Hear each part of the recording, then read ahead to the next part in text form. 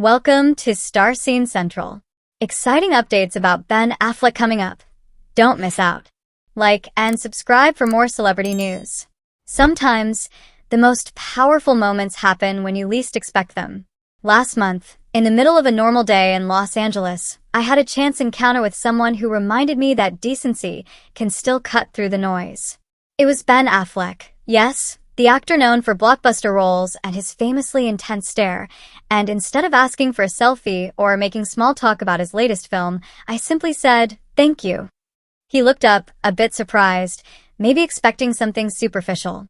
But when I started to remind him about something he did nearly a decade ago, speaking out against Islamophobia, he immediately knew what I meant.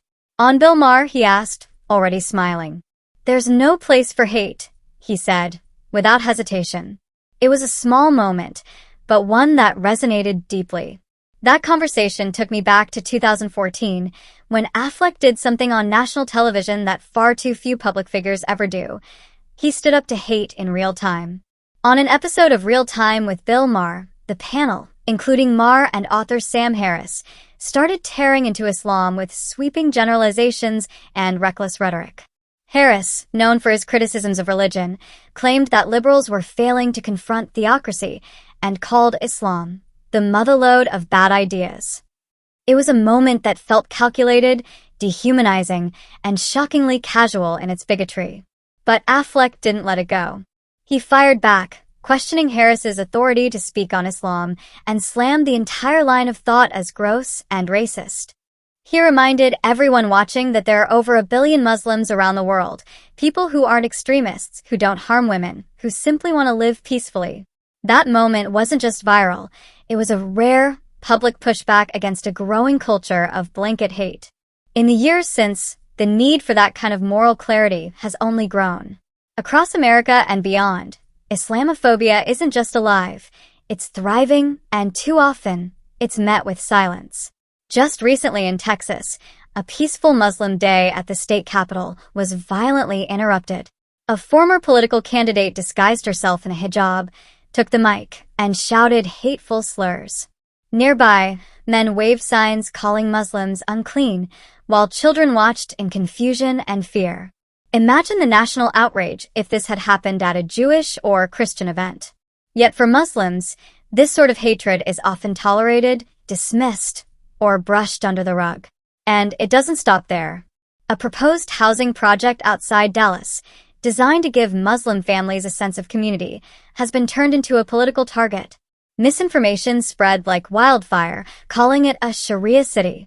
Texas Governor Greg Abbott and Attorney General Ken Paxton seized on the panic, launching investigations despite a complete lack of evidence. The message couldn't be clearer. The very act of Muslims building community is now seen by some as a threat. Visibility itself, in this climate, is treated as provocation. This isn't just an American problem.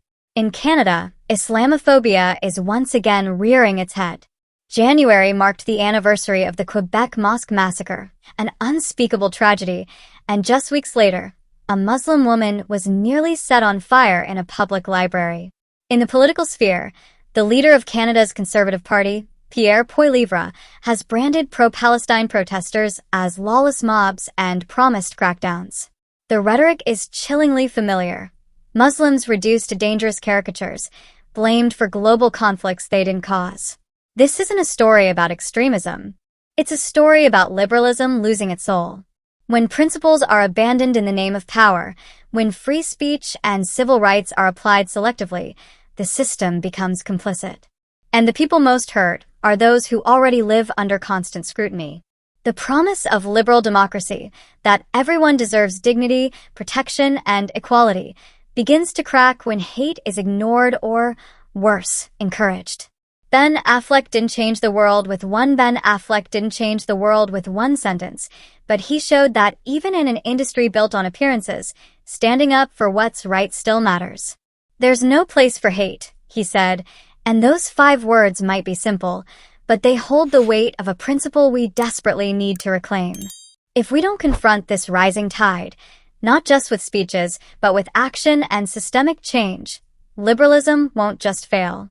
It will be weaponized against the very people it promised to protect. Thanks for watching.